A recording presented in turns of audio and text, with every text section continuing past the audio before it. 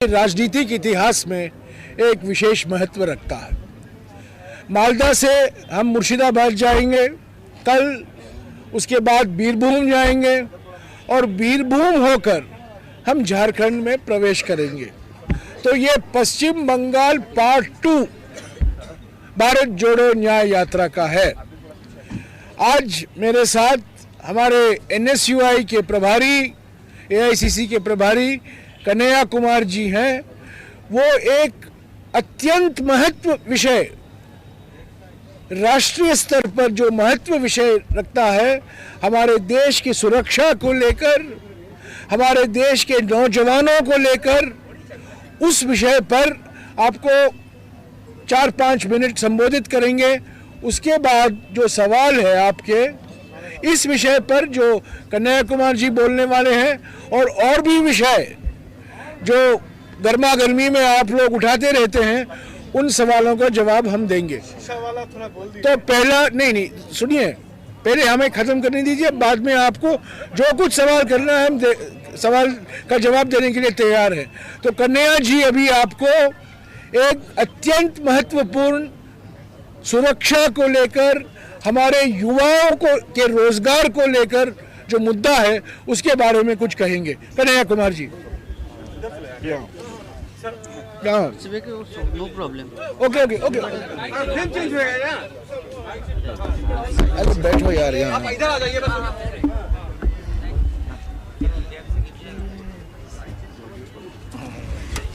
बैठो। अर्जुन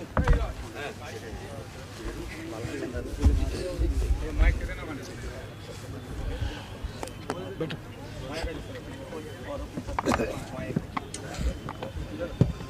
साथियों, सबसे पहले कि जैसा कि आपको हमारे वरिष्ठ नेता जयराम जी ने बताया कि आज हम लोग एक महत्वपूर्ण विषय पे प्रेस कॉन्फ्रेंस कर रहे हैं। जब हम यहाँ मालदा में बंगाल में यह प्रेस कॉन्फ्रेंस कर रहे हैं हमारी भारत जोड़ो न्याय यात्रा के कैंप से, ठीक उसी वक्त दिल्ली में ऑल इंडिया कांग्रेस कमेटी के हेडक्वार्टर में भी प्रेस कॉन्फ्रेंस हो रहा है। और आज आप लोगों को मालूम होना चाहिए कि दिल्ली के जंतर मंतर पर हजारों नौजवान, उनके साथ जो अन्याय हुआ है उस अन्याय के खिलाफ भी आंदोलन कर रहे हैं, संघर्ष कर रहे हैं। और ये अन्याय जुड़ा हुआ है नौजवानों के भविष्य से भी और देश की सुरक्षा से भी। आप सब जानते हैं कि पिछले दिनों जो मौजूदा भाजपा की सरकार है, एनडीए की सरकार है, उस सरकार ने एक योजना लेकर के आई, जिस योजना को उन्होंने कहा अग्निपथ योजना, जिसमें कहा गया कि 4 साल के लिए अग्निवीर बनाए जाएंगे। मतलब पहली बार भारतीय सेना में ठेके पर सेवा देने के लिए नौजवानों को आमंत्रित किया गया। और इससे कई सारे प्रश्न जो है वो पैदा हुए। आप जानते हैं कि देश भर में इसको लेकर के नौजवानों की तरफ से एक प्रतिक्रिया आई, एक जो है तीव्र प्रतिक्रिया आई, और कई जगह जो है हिंसक कार्रवाई भी देखने को मिली। सवाल यह है कि सरकार जो यह कार्रवाई कर रही है, इसका मूल उद्देश्य क्या है। हम समझते हैं कि इस देश के भीतर जब आप रोजगार की हालत देखेंगे, और सेना में भर्ती होना सिर्फ रोजगार का सवाल नहीं है, ओवरऑल आप रोजगार के सवाल को देखेंगे तो 45 साल में देश में इतनी बेरोजगारी इससे पहले कभी नहीं थी। सबसे ज्यादा बेरोजगारी आज भारत में है। और जहां पर अस्थाई सेवा देने के लिए भी व्यवस्था थी, उस व्यवस्था को भी एक एक करके बदला जा रहा है। आप जानते हैं कि विभिन्न विभागों में ठेके पे नौकरियां दी जाती थी। अब जो है सेना में भी 4 साल वाली नौकरी लेकर के आए हैं। प्रधानमंत्री 5 साल के लिए बनते हैं, मुख्यमंत्री 5 साल के लिए बनते हैं, MP 5 साल के लिए बनते हैं, और 6 साल के लिए राज्यसभा में 6 साल के लिए बनते हैं। और नौजवानों को सेना में भर्ती कराई जाएगी 4 साल के लिए। उसमें भी 4 में से 3 लोगों को बाहर कर दिया जाएगा और 1 लोगों को नौकरी दी जाएगी। सबको बहाल भी नहीं कराया जाएगा। यह जो सवाल है, इस सवाल के संबंध में एक बात मैं और आपको बता देना चाहता हूं। आनन फानन, बिना किसी सूचना के, बिना किसी जानकारी के और बिना किसी सलाह मशवरा के, आपने कभी नहीं सुना होगा कि सरकार सेना में कोई योजना लेकर के आ रही है, भर्ती की कोई नई योजना लेकर के आ रही है, जिसको लेकर के देश के पूर्व सेनाध्यक्षकों से, रक्षा विशेषज्ञों से, संसद भवन में, संसद की समितियों में, रक्षा समिति में कहीं कोई बहस नहीं हुआ है। अचानक से बस प्रधानमंत्री जी के मन में आता है, पता नहीं रात को कोई सपना आता है या रात को जो है उनके मित्र अदानी कॉल करके कहते हैं कि ऐसा करो, सुबह उठ करके जो है एक नया योजना लेकर के आ जाओ। अचानक से आनन फानन में योजना लेकर के आ जाते हैं। अब इस योजना लाने की क्या जरूरत है, सचमुच इस देश में किसी को नहीं मालूम है, क्योंकि सरकार ने इसके पक्ष में कोई तर्क नहीं दिया है। तो जो पुरानी भर्ती चल रही थी उसको अचानक बंद करने से यह हुआ कि 1.5 लाख लोग, नंबर याद रखिएगा, 1.5 लाख लोग जो सेलेक्ट हो गए उनको जो है नियुक्ति पत्र नहीं दी गई, उनको जो है नौकरी में शामिल नहीं कराया गया।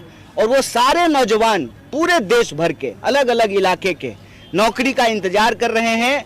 नौकरी कंप्लीट करने के बावजूद, भर्ती प्रक्रिया पूरी करने के बावजूद जो है उनको नौकरी नहीं मिली है और वो लगातार संघर्ष कर रहे हैं।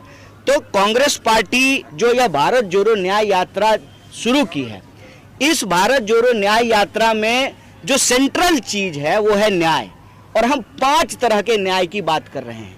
हम कह रहे हैं युवा का न्याय, भागीदारी का न्याय, हिस्सेदारी का न्याय भी उसको कह लीजिए, नारी का न्याय, किसान का न्याय और मजदूर का न्याय। बार बार श्री राहुल गांधी अपने वक्तव्यों में बोल रहे हैं कि जब तक यह 5 प्रकार के न्याय सुनिश्चित नहीं किए जाएंगे तब तक जो है देश को शक्ति नहीं मिलेगी।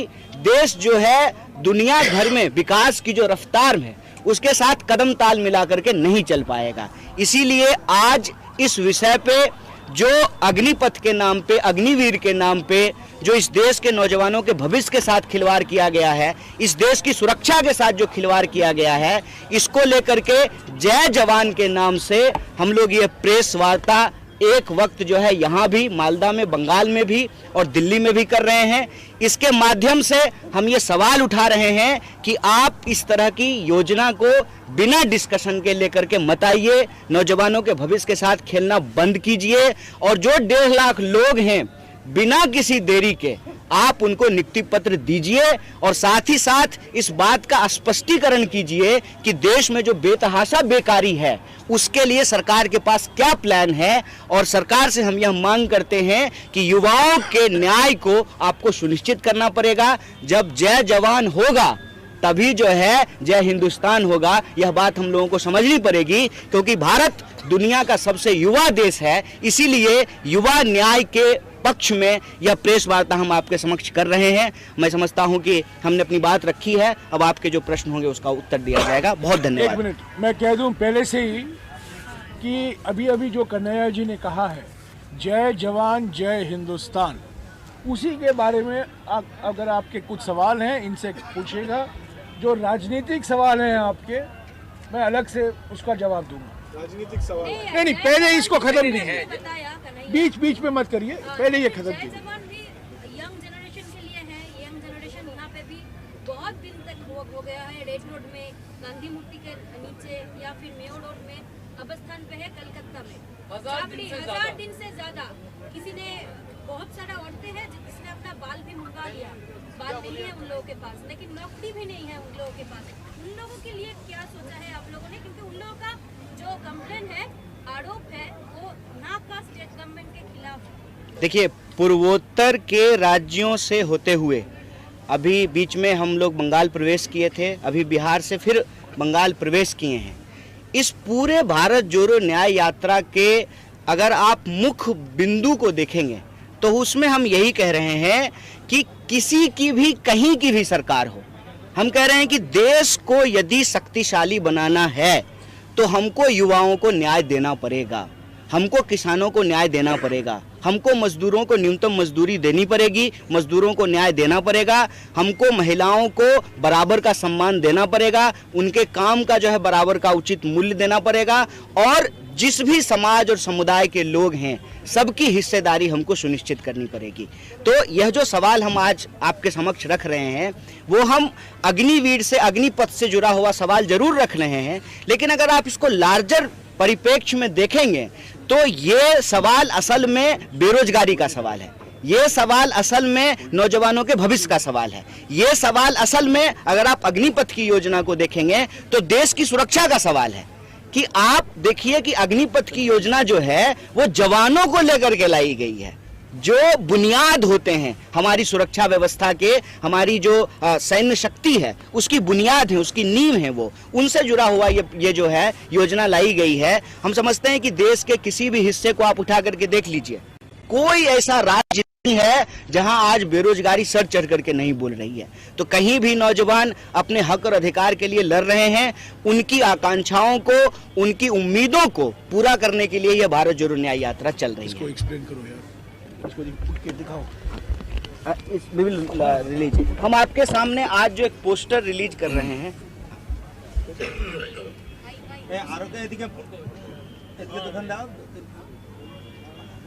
एक्सप्लेन करो, मिस्ड कॉल। इस पे जो है हम लोग जो है एक नंबर जारी किए हैं। एक जो है एक यहाँ पे आप देखेंगे कि एक जो है बारकोड है जिसको स्कैन करने के बाद जो है आप हमसे इस मुहिम के साथ जुड़ सकते हैं। इस मुहिम का नाम हमने रखा है जय जवान और वेबसाइट है www.jayjawan.in और मिस कॉल भी मार सकते हैं जिसका नंबर है 9999 4 times 9 812024।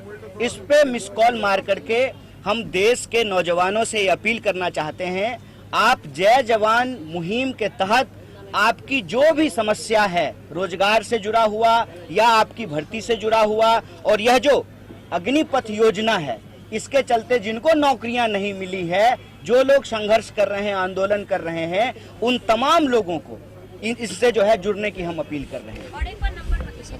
नंबर है, एक बार मैं फिर से रिपीट करता हूं, इस मुहिम का नाम हमने रखा है जय जवान और जय जवान के नाम से ही वेबसाइट है www.jayjawan.in और जिस नंबर से आप हमसे जुड़ सकते हैं वो नंबर मैं फिर से रिपीट कर रहा हूं 9999812024। ये नंबर है, इस पे मिस कॉल करके आप स्कैन करके बारकोड से आप हमारे साथ जुड़ सकते हैं, इस मुहिम में शामिल हो सकते हैं। मैं एक मिनट 1.5 लाख युवा हैं हमारे देश में, 1.5 लाख युवा, उन्होंने परीक्षा पास की, सभी प्रक्रिया सफलता से उन्होंने खत्म की और उनको गारंटी था कि वो सेना में भर्ती होंगे और इसके अचानक उनको कहा जाता है कि अभी अग्निवीर आ गया है। ये देखिए, इसके दो मुख्य मांग हैं। एक तो 2019 से लेकर के 2022 के बीच जिन लोगों को सेना में भर्ती कराई गई, जो लोग परीक्षाओं में सफल हो गए लेकिन उनको नियुक्ति पत्र नहीं दिया गया, वैसे 1.5 लाख लोग हैं, उनको नियुक्ति पत्र दिया जाए, एक मांग ये है। और दूसरा कि जो अग्निपथ लाया गया है इसको बिना डिस्कशन का लाया गया है, इसकी एक सीरियस समीक्षा होनी चाहिए और जो इसमें गड़बड़ियां हैं उसको तत्काल प्रभाव से वापस लेना चाहिए। एक मिनट, ये विषय पर, इस विषय पर हाँ पूछिए। आप युवा के न्याय के लिए बता रहा है, यहाँ पर approximately 10 million gig laborers है इंडिया पर, who are most unstructured, they have no PF, no gratuity. What is your plan about it? It's a very beautiful question you have asked. I have a very good example also. अभी पिछले दिनों राजस्थान में हमारी सरकार थी, देश की पहली सरकार है जिसने गिग वर्कर पे कानून पास किया है। तो इसका तो जवाब हम यही देंगे कि इस देश के युवा हमसे जुड़ें, हमने जो भी नंबर दिया है उसके माध्यम से, वेबसाइट के माध्यम से हम जुड़ें और कांग्रेस पार्टी राहुल गांधी जी के नेतृत्व में, माननीय खड़गे जी के नेतृत्व में ईमानदारी से संघर्ष करेंगे युवाओं के रोजगार के लिए। और जो मजदूर हैं, चाहे वो गिग वर्कर हों, असंगठित क्षेत्र के मजदूर हों, संगठित क्षेत्र के मजदूर हों, चाहे ओल्ड पेंशन स्कीम को लागू करने की बात हो, ये तमाम कल्याणकारी योजनाओं को हम लागू करेंगे और सिर्फ बोल नहीं रहे हैं, सिर्फ वादा नहीं कर रहे हैं। जहां हमारी सरकार आई है, गिग वर्कर पे हमने जो है कानून बनाया है। और एक बात और उसमें ऐड कर दूं, अभी 1 साल हुआ है भारत जोड़ो यात्रा की, भारत जोड़ो यात्रा के दौरान ही गिग वर्करों का प्रतिनिधि मंडल राहुल जी से आकर के मिला और फिर हमारी राजस्थान की सरकार ने इस पर कानून पास किया। न्याय का हक मिलने तक।